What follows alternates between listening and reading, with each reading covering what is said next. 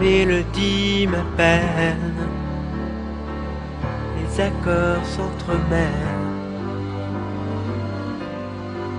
Qu'est-ce que j'aime ça. Et ce qu'il aimait, c'était bien entendu la musique. Voilà pour ce témoignage de France Gall exclusif ce matin sur Europe 1. Et nos deux invités l'ont bien connu, Michel Berger. Bonjour Jean Brousse. Bonjour. Vous l'avez très bien connu puisque vous étiez un ami d'enfance et c'est avec vous que Michel Berger a écrit ses premières chansons. Et puis Muriel Bisson, bonjour. Bonjour. Vous avez une chance incroyable puisque vous étiez une fan de Michel Berger et de France Gall. Il y en a eu beaucoup, vous allez me dire. Sauf que vous avez pu les approcher de près, tellement près qu'au bout de quelques temps, vous vous êtes mis à faire des photos. Plein de photos de Michel Berger et de France Gall.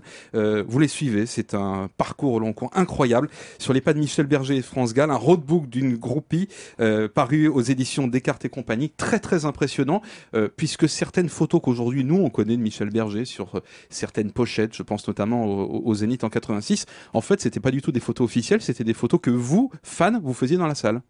C'est ça. Incroyable. C'est parce que en fait ma passion c'est France, Michel et la photo. Ouais. Et Comment on ils réussit à installer une complicité avec les artistes que l'on aime? Ça se fait pas du jour au lendemain et ça s'est fait naturellement en fait. Enfin, et déjà j'ai gagné un concours donc sur une autre radio et c'est comme ça que ils m'ont connu en fait. J'ai vu Michel et France donc dans la loge. Et après, je les ai pu quitter, en fait. Mais je les avais bien évidemment, pardon, je suis trop émue aujourd'hui, excusez-moi. Bien évidemment vu au Palais des Sports, donc France en 82 et Michel en 83. Ouais. Et là, ils m'ont vraiment connu et je les ai suivis. Ils ont aimé mes photos, on a eu un très bon relationnel, de la confiance. Vous dites suivi, c'est même intense, hein, puisqu'à chaque concert, à chaque spectacle, à Paris, en province, vous les suiviez. J'essayais de faire le maximum, effectivement, pour les suivre, parce que c'est ma passion et ça restera toujours ma passion. Et évidemment, eux, c'est votre passion, un ouvrage très très impressionnant. Vous, Jean Brousse, vous avez connu Michel Berger dès les débuts. D'ailleurs, il n'était pas au début auteur, compositeur, interprète. C'est vous qui étiez l'auteur de ses premières chansons? J'ai eu le bonheur d'être l'auteur de ses premières chansons, oui, puisqu'on s'est rencontrés au lycée, on était tout petits. C'était plus facile que pour Muriel, parce que quand on a 12 ans, on fait des bêtises ensemble. Donc ça, le lien s'établit plus facilement. Et assez rapidement, avec un groupe de copains, il a monté un petit groupe et j'ai griffonné sur du papier quelques textes. Par exemple celui-là. Je n'ai que 16 ans et toi presque autant. On croit qu'on aime, on se ment. Les rêves sont devant. Ça fait très yéyé, ça. Je signale que c'était Chouchou à Salut les copains, quand même sur Europe 1. Avec Europe 1. Très important.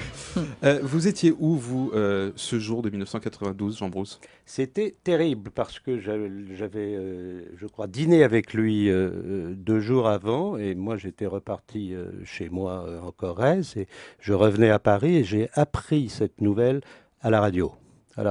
Bien sûr, immédiatement, j'ai arrêté ma bagnole. J'étais assez ému, vous l'imaginez. Et j'ai tout de suite joint France et Claude-Michel Schoenberg qui était auprès de lui. Et voilà. Oui. Vous avez gardé contact depuis avec France Gall? Oui.